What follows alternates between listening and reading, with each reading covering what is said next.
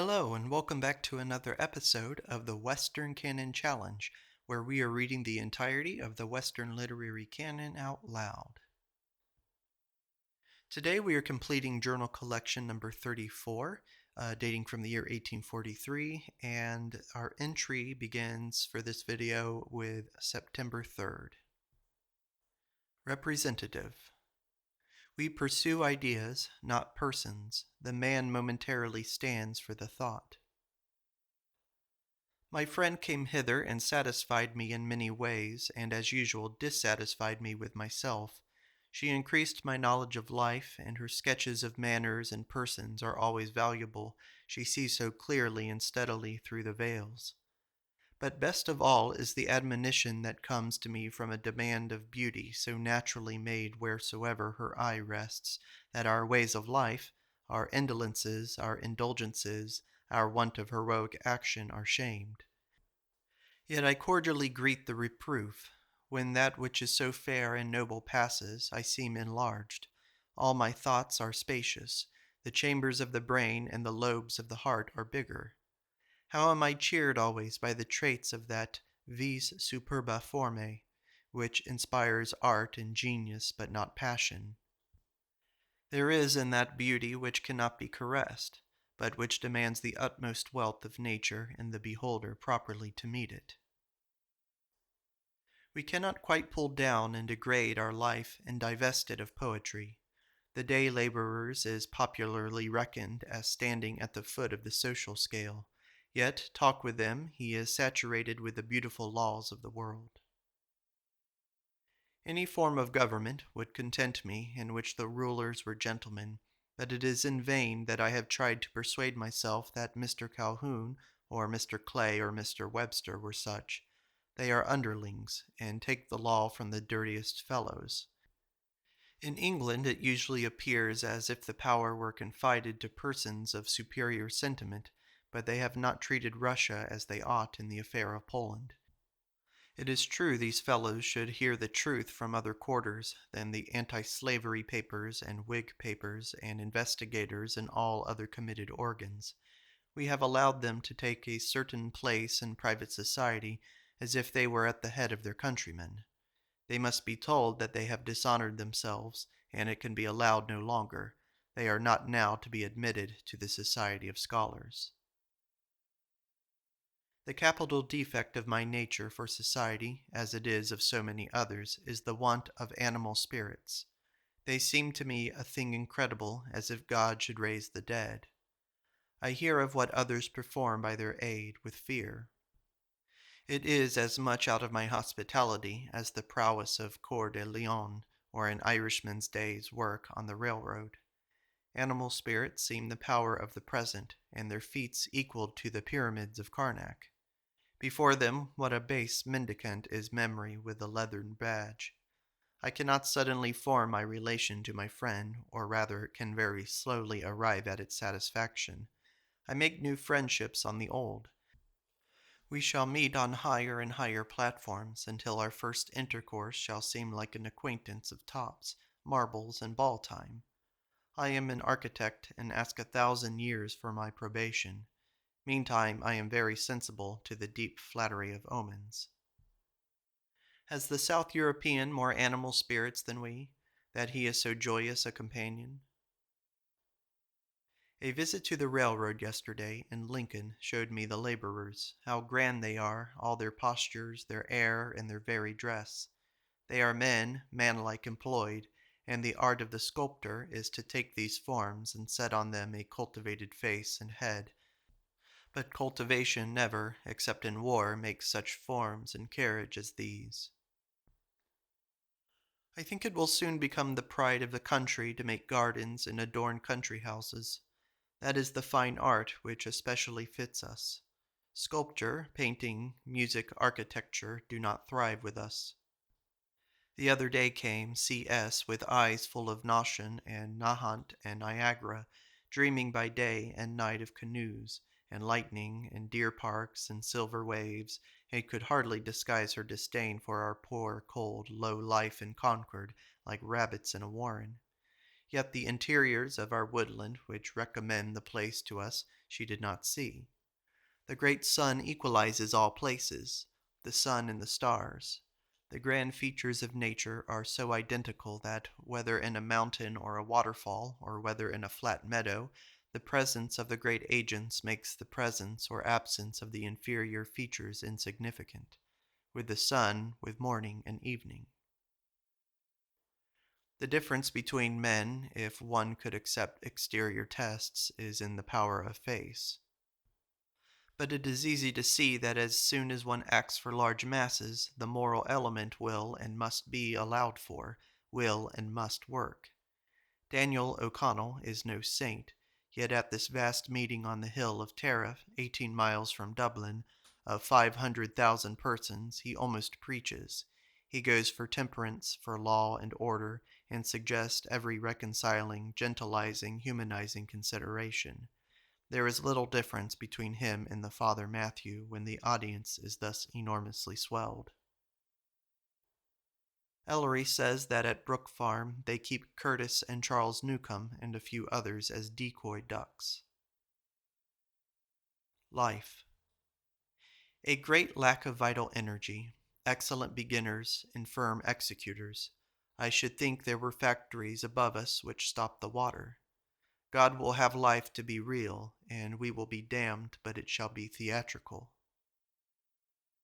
Fear haunts the building railroad, but it will be American power and beauty when it is done.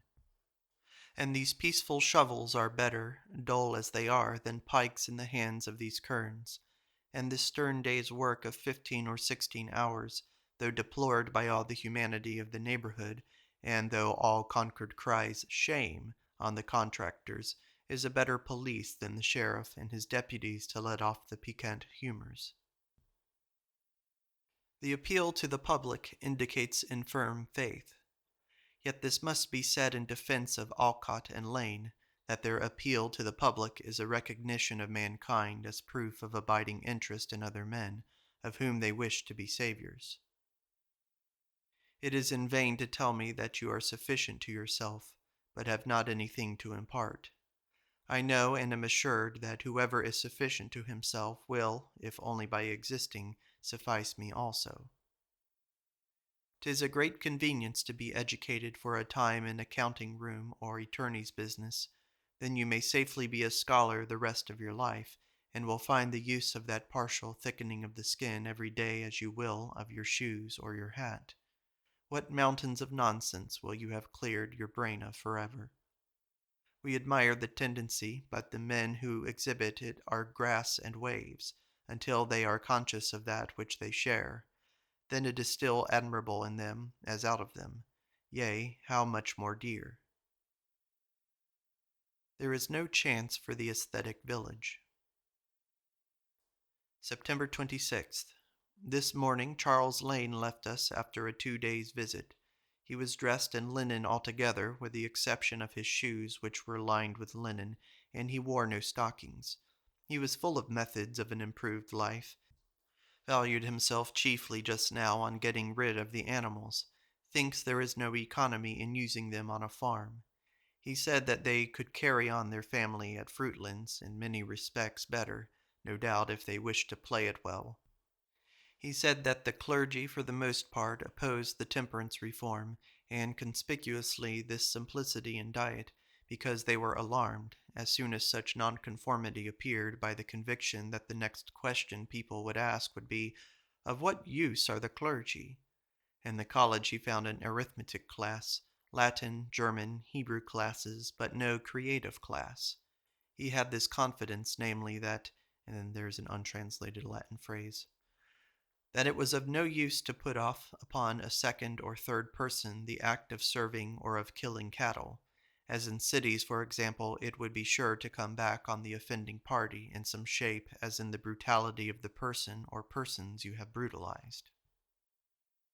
Editor's note. Here follows some trial lines for the Ode to Beauty. End note. The poet should walk in the fields, drawn on by new scenes, supplied with vivid pictures and thoughts, until insensibly the recollection of his home was crowded out of his mind, and all his memory obliterated, and he was led in triumph by nature. When he spoke of the stars, he should be innocent of what he said, for it seemed that the stars as they rolled over him mirrored themselves in his mind as in a deep well, and it was their image and not his thought that you saw.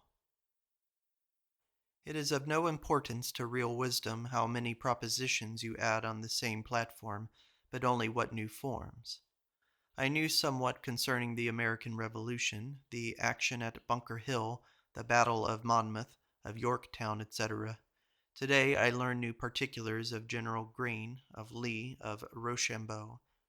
But now that I think of that event with a changed mind, and see what a compliment to England is all this self-glorification, and betrays a servile mind in us who think it so overgreat an action, it makes the courage and the wit of the admirer suspected, who ought to look at such things as things of course.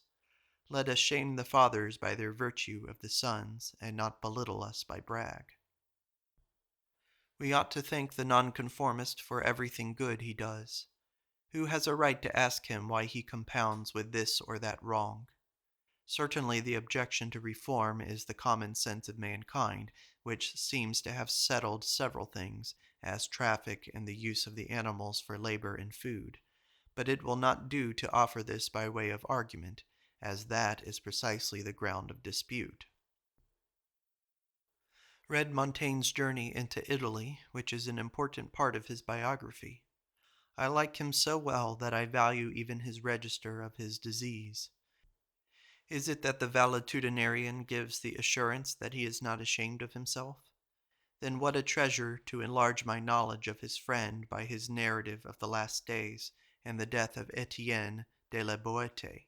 In Boston, when I heard lately Chandler Robbins preach so well the funeral sermon of Henry Ware, I thought of Montaigne, who would have also felt how much this surface called Unitarianism admits of being opened and deepened, and that this was as good and defensible a post of life to occupy as any other. It was a true cathedral music, and brought chancels and choirs, surplices, ephods and arks, and hierarchies into presence. Certainly Montaigne is the antagonist of the fanatic reformer. Under the oldest, moldiest conventions he would prosper just as well as in the newest world. His is the common sense which, though no science, is fairly worth the 7. A newspaper lately called Daniel Webster a steam engine in breeches, and the people are apt to speak of him as Daniel, and it is a sort of proverb in New England of a vast knowledge. If I knew as much as Daniel Webster, os oculusque Jovi par. Henry Ware, with his benevolence and frigid manners, reminded men how often of a volcano covered with snow, but there was no deep enthusiasm. All his talent was available, and he was a good example of the proverb no doubt 100 times applied of him, of, quote, a freed steed driven to death, end quote. He ought to have been dead 10 years ago, but hard work had kept him alive. A very slight and puny frame he had, and the impression of size was derived from his head. Then he was dressed with heroical plainness. I think him well entitled to the dangerous style of professor of pulpit eloquence. None but Channing so well, and he had 10 times the business valor of Channing. This was a soldier that flung himself into all risks at all hours, not a solemn martyr kept to be burned once and make the flames proud. In calm hours and friendly company his face expanded into broad, simple sunshine, and I thought Le Bon Henri a pumpkin sweeting. Plato paints and quibbles, and by a sentence that moves the sea and land. George B. Emerson read me a criticism on Spencer, who makes 20 trees of different kinds grow in one grove, whereof the critic says it was an imaginary grove. George, however, doubts not it was after nature, for he knows a piece of natural woodland near Boston, wherein 24 different trees grow together in a small grove. New England cannot be painted without a portrait of Millerism, and with the new advent of hymns. Quote, you will see the Lord a-coming to the old churchyards with a band of music, etc. He'll awake all the nations in the old churchyards. We will march into the city from the old churchyards. End quote. Hard clouds and hard expressions and hard manners I love. Aristocracy. In Salem, the aristocracy is often merchants. Even the lawyers are a second class. In Boston is aristocracy of families which have inherited their wealth and position, and of lawyers and of merchants. In Charleston, the merchants are an inferior class. The planters are the aristocracy. In England, the aristocracy, incorporated by law and education, degrades life for the unprivileged classes. Long ago they wrote on placards in the streets, "Of what use are the lords?" And now that the misery of Ireland and of English manufacturing counties famishes and growls around the park fences of Lord Shannon, Lord Cork, and Sir Robert Peel, a park and a castle will be a less pleasant abode. I must nevertheless respect this order as, quote, "a part of the order of Providence," end quote, as my good aunt used to say of the rich, when I see, as I do everywhere, a class born with these attributes of rule. The class of officers I recognize everywhere in town or country. These gallants come into the world to ruffle it, and by rough or smooth to find their way to the top. When I spoke to Nathaniel Hawthorne of the class who hold the keys of State Street and are yet excluded from the best Boston circles, he said, "Perhaps he has a heavy wife." The Reformer, after the Chinese. There is a class whom I call the thieves of virtue. They are those who mock the simple and sincere endeavorers after a better way of life, and say, "These are pompous talkers," but when they come to act they are weak, nor do they regard what they have said. These mockers are continually appealing to the ancients, and they say, "Why make ourselves singular?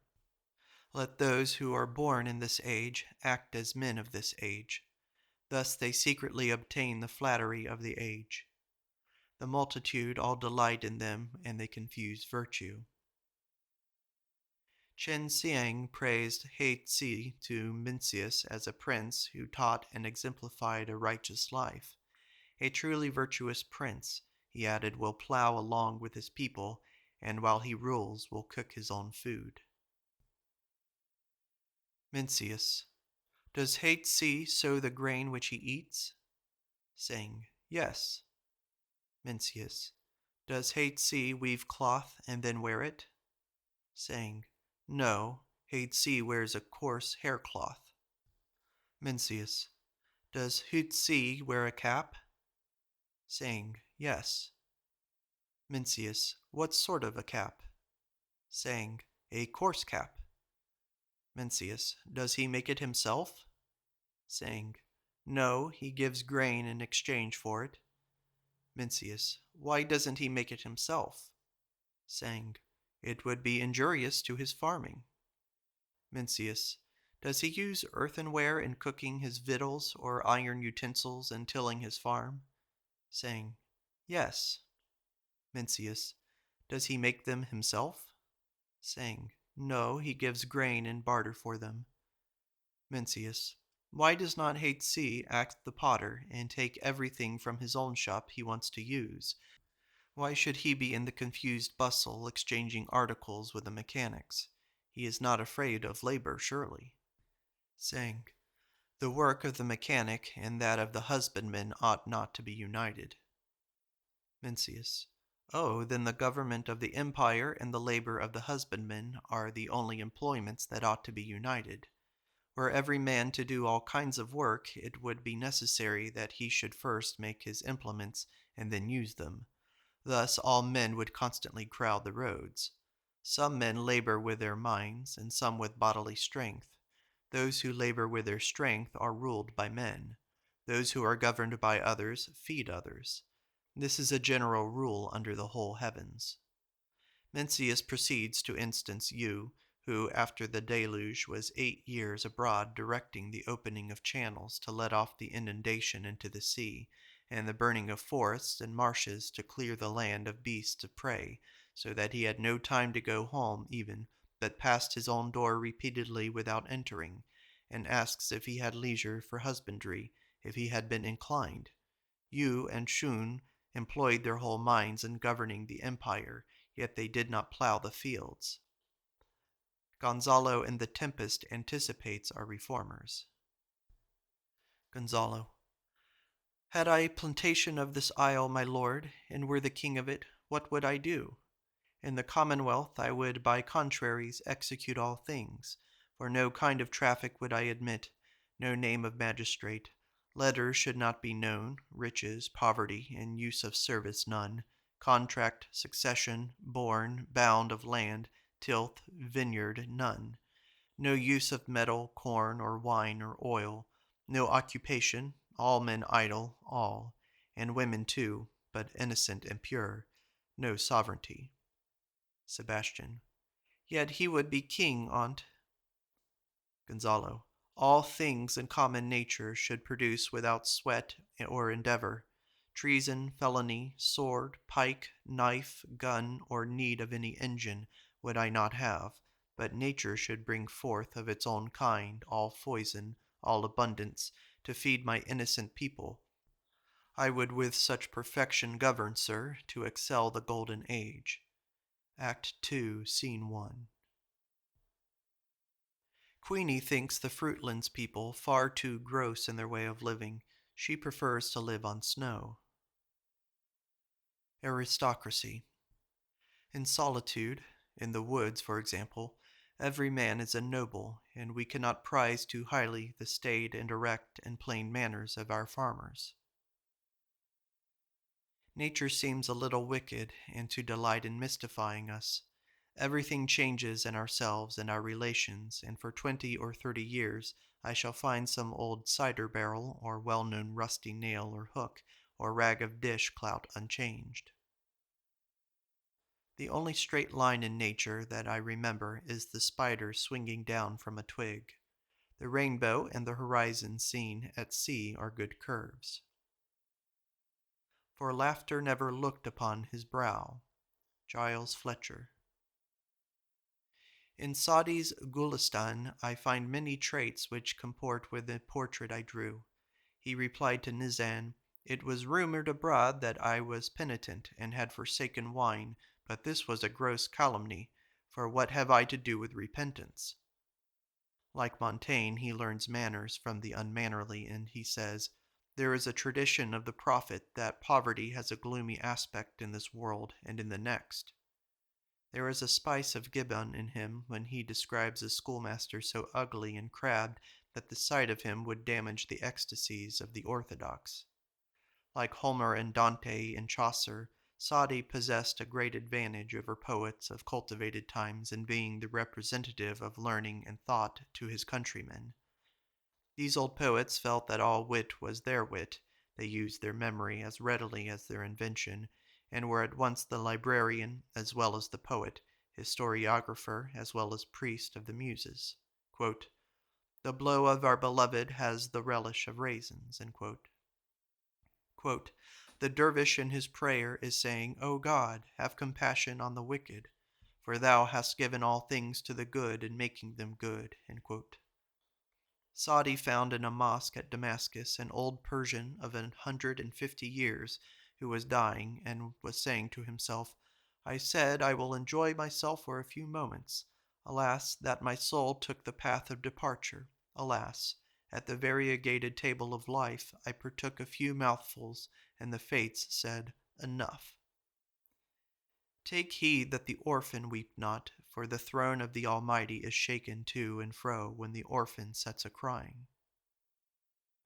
Editor's note. In 1865, at the request of the publishers, Mr. Emerson wrote the introduction to the American edition of Gladwin's translation of the Gulistan. This explains the omission of any account of Sadi in the essay on Persian poetry, printed in Letters and Social Aims. End note.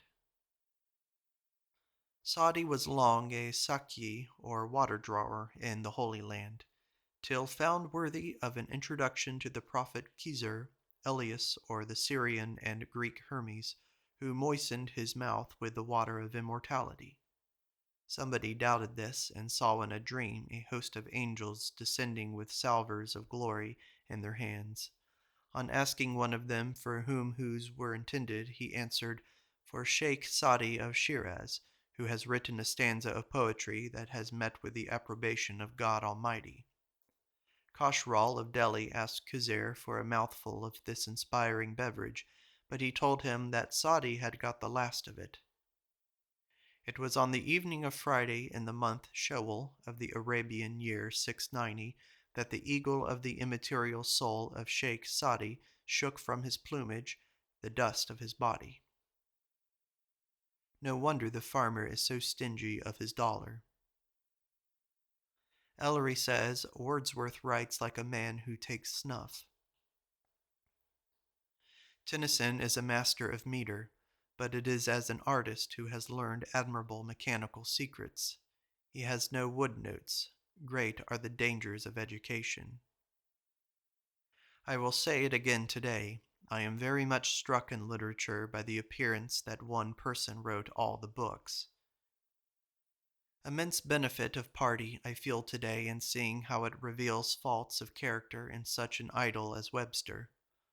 The great men dull their palm by entertainment of these they dare not refuse, and lose the tact of greeting the wits with sincerity, but give that odious brassiness to those who would forgive coldness, silence, dislike, everything but simulation and duping. In Goethe is that sincerity which makes the value of literature, and is that one voice or one writer who wrote all the good books.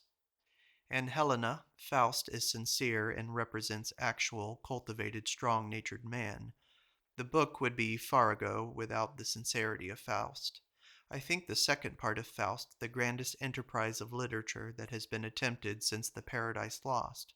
It is a philosophy of history set in poetry. Here follows a poem by Ben Jonson. Fame. Her house is all of echo made, wherever never dies the sound, and as her brows the clouds invade, her feet do strike the ground. The skeptic says, how can any man love any woman except by delusion and ignorance? Brothers do not wish to marry sisters because they see them too nearly, and all attractiveness, like fame, requires some distance. But the lover of nature loves nature in his mistress or his friend. He sees the faults and absurdities of the individual as well as you. No familiarity can exhaust the chasm. It is not personalities but universalities that draw him. The like is true of life. It seems to me that he has learned its lesson who has come to feel as assured of his well-being as to hold lightly all particulars of today and tomorrow, and to count death amongst the particulars. He must have such a grasp of the whole as to be willing to be ridiculous and unfortunate. Literature is the only art that is ashamed of itself. The poet should be delivered as much as may be from routine to increase his chances. It is a game of luck that he plays, and he must be liberated and ready to use the opportunities. Every one of them has been a high gambler. Ellery says that writers never do anything. They are passive observers. Some of them seem to do, but they do not. H. will never be a writer. He is as active as a shoemaker. It is vain to attempt to get rid of the children by not minding them, ye parents dear, for the children measure their own life by the reaction, and if purring and humming is not noticed, they begin to squeal. If that is neglected, to screech. Then, if you chide and console them, they find the experiment succeeds, and they begin again. The child will sit in your arms if you do nothing, contented, but if you read, it misses the reaction and commences hostile operations. Here follows an untranslated French sentence. I thought yesterday, as I read letters of Aunt Mary's, that I would attempt the arrangement of them. With a little selection and compiling, and a little narrative thinly veiled of the youth of Ellen and Charles, and if brought far enough, with letters from Charles, and later betters from my sweet saint, there should be a picture of a New England youth in education, so connected with the story of religious opinion in New England as to be a warm and bright life picture. Autobiography. My great-grandfather was Reverend Joseph Emerson of Malden, son of Edward Emerson, Esquire, of Newburyport. I used often to hear that when William, son of Joseph, was yet a boy walking before his father to church on a Sunday, his father checked him. "William, you walk as if the earth was not good enough for you." "I did not know it, sir," he replied with the utmost humility. This is one of the household anecdotes in which I have found a relationship. 'Tis curious, but the same remark was made to me by Mrs. Lucy Brown when I walked one day under her windows here in Concord. What confidence can I have in a fine behavior and way of life that requires riches to bear it out? Shall I never see a greatness of carriage and thought combined with a power that actually earns its bread and teaches others to earn theirs? We come down with free thinking into the dear institutions, and at once make carnage amongst them. We are innocent of any such fell purpose as the sequel seems to impute to us. We were only smoking a cigar, but it turns out to be a powder mill that we are promenading. If one could have any security against moods. The best yet, or T.T.'s last.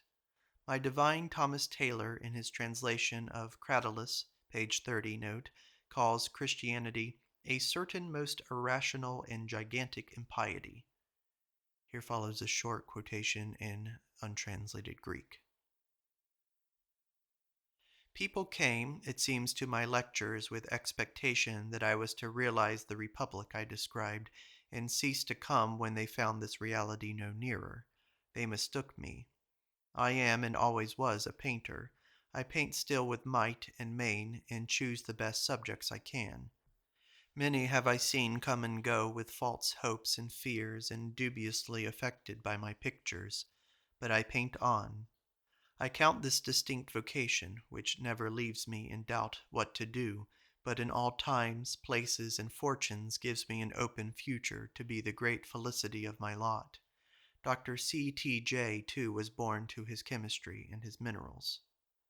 Quote, Men who in the present life knew the particular deity from whom they descended and gave themselves always to their proper employment were called by the ancient divine men.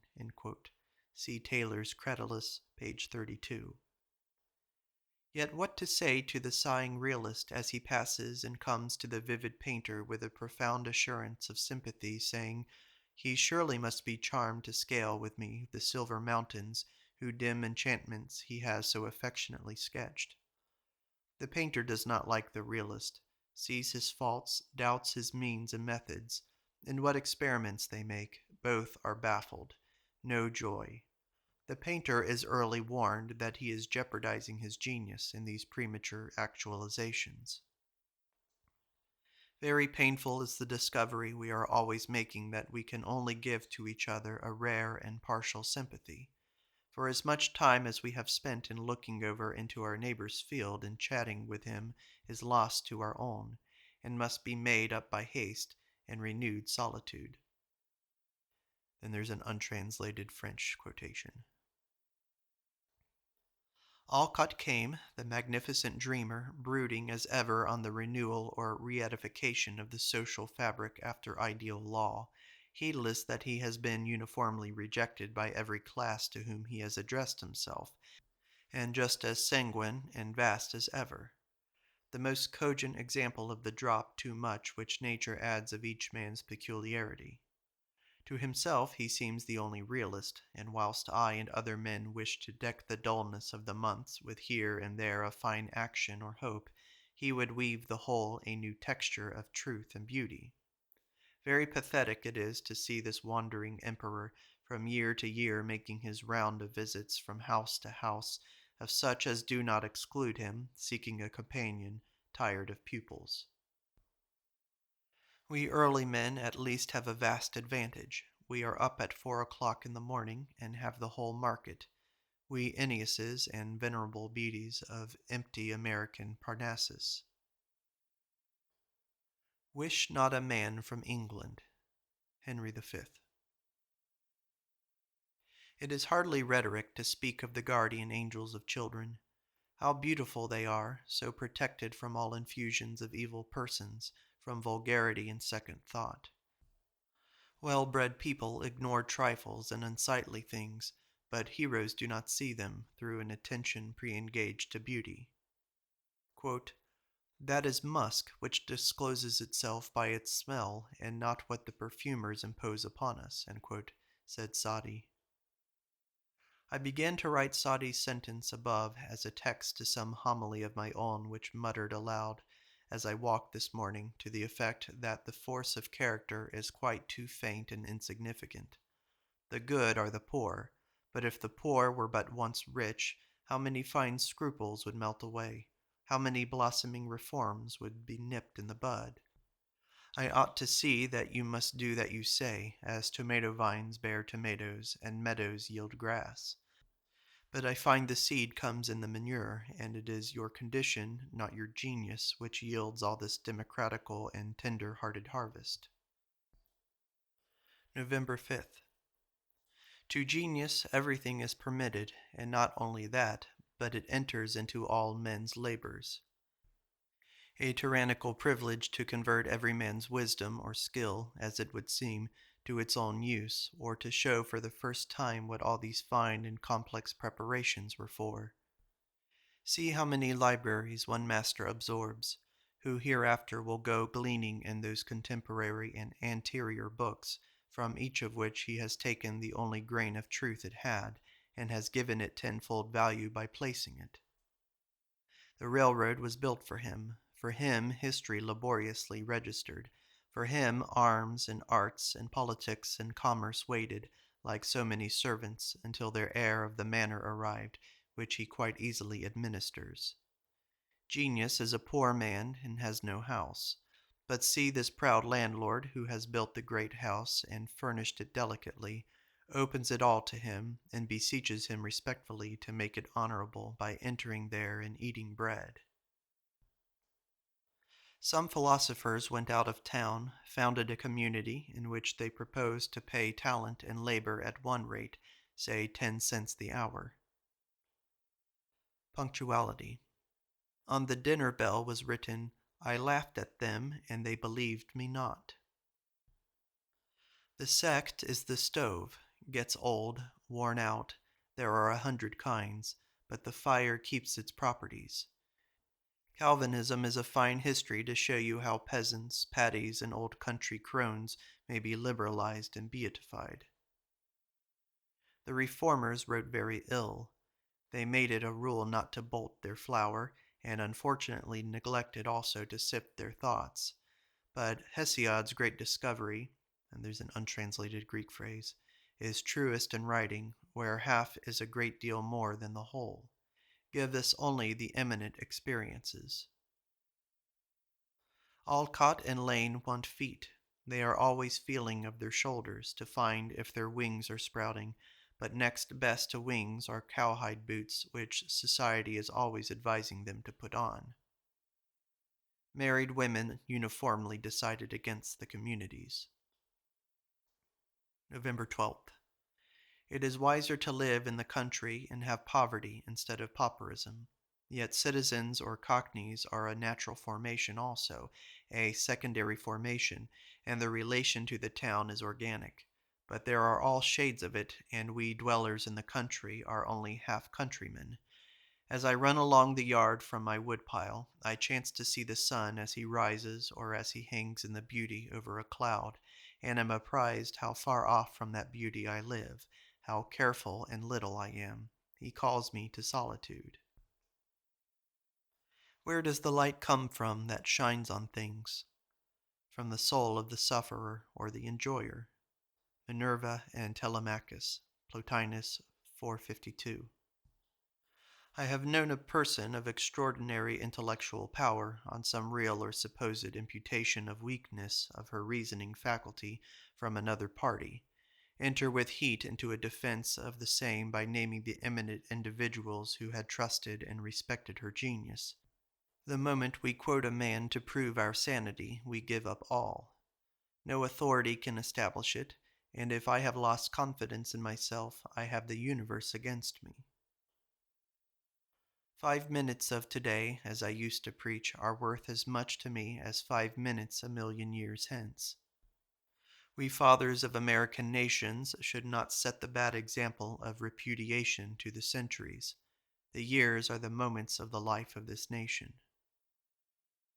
Common sense knows its own, and so recognizes the fact at first sight in chemical experiment.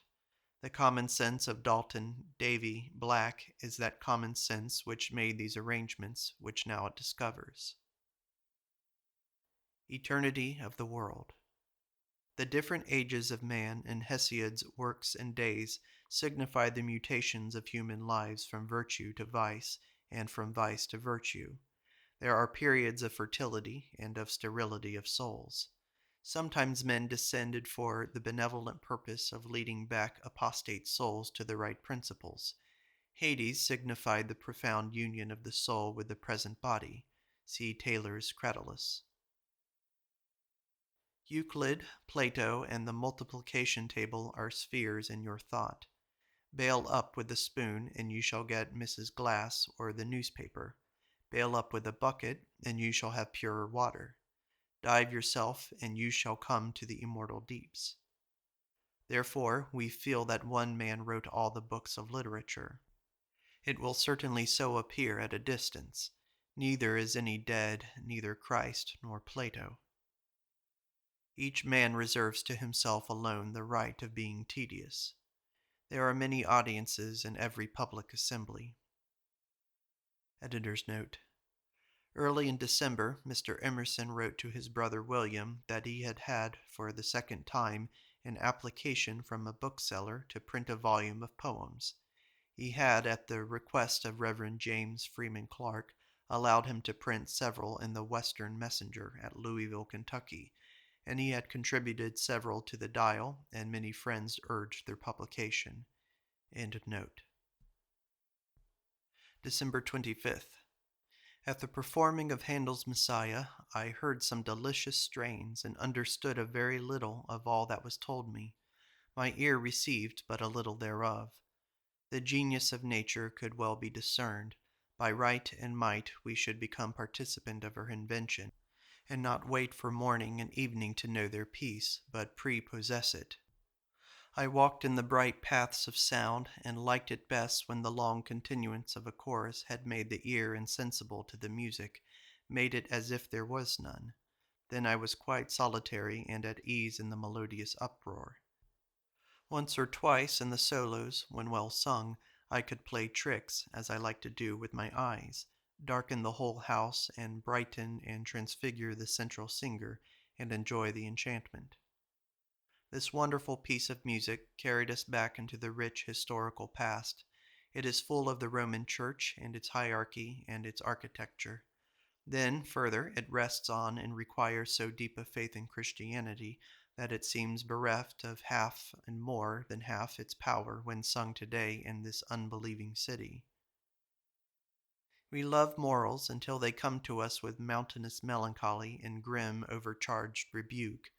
Then we so gladly prefer intellect, the light maker.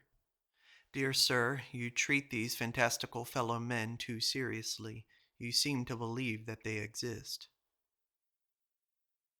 The solid earth exhales a certain permanent average gas which we call the atmosphere, and the spiritual solid sphere of mankind emits the volatile sphere of literature, of which books are single and inferior effects. December 31st. The year ends, and how much the years teach when the days never know. But the individual is always mistaken. At the convention of socialists in Boston last week, Alcott was present and was solicited to speak, but had no disposition, he said, to do so. Although none of the representatives of the quote-unquote communities present would probably admit it, yet in truth he is more the cause of their movements than any other man. He feels a certain parental relation to them without approving either of their establishments. His presence could not be indifferent to any speaker, and has not been nothing to any of them in the past years. A true course of English literary history would contain what I may read the Wartons and not learn, such as of Marlowe's mighty line, of Crashaw's Musician and Nightingale, of Ben Jonson's Visit to Drummond, of Wotan's List of Contemporaries, of the History of John Dennis, of the Rehearsal, of the Critic, a History of Bishop Berkeley, of the Scriblerus Club, of Wood and Aubrey, of Shakespeare at the Last Dates, of Cotton's Montaigne, of the Translators of Plutarch, of the Forgeries of Chatterton, Landor, and Ireland, of Robert of Gloucester, of the Roxburgh Club, of Thomas Taylor. We rail at trade, but the historian of the world will see that it was the principle of liberty, that it settled America and destroyed feudalism and made peace and keeps peace, that it will abolish slavery. Belief and unbelief. Kant, it seems, searched the metaphysics of the self-reverence, which is the favorite position of modern ethics, and demonstrated to the consciousness that itself alone exists. The two parties in life are the believers and unbelievers variously named. The believer is poet, saint, democrat, theocrat, free trade, no church, no capital punishment, idealist. The unbeliever supports the church, education, the fine arts, etc., as amusements. But the unbelief is very profound. Who can escape it? I am nominally a believer, yet I hold on to property. I eat my bread with unbelief. I approve every wild action of the experimenters. I say what they say concerning celibacy or money or community of goods, and my only apology for not doing their work is preoccupation of mind. I have a work of my own which I know I can do with some success. It would leave that undone if I should undertake with them, and I do not see in myself any vigor equal to such an enterprise. My genius loudly calls me to stay where I am, even with the degradation of owning bank stock and seeing poor men suffer, whilst the universal genius apprises me of this disgrace and beckons me to the martyr's and redeemer's office. This is belief, too, this debility of practice, this staying by our work, for the obedience to a man's genius is the particular of faith. By and by shall I come to the universal faith. I take the law on the subject of education to read thus: The intellect sees by moral obedience. Thomas Taylor's Translations. Alpius and Iamblichus had the true doctrine of money. This is the end of Journal Collection number 34, dating from the year 1843, when the author was 40 years old. Thank you for listening.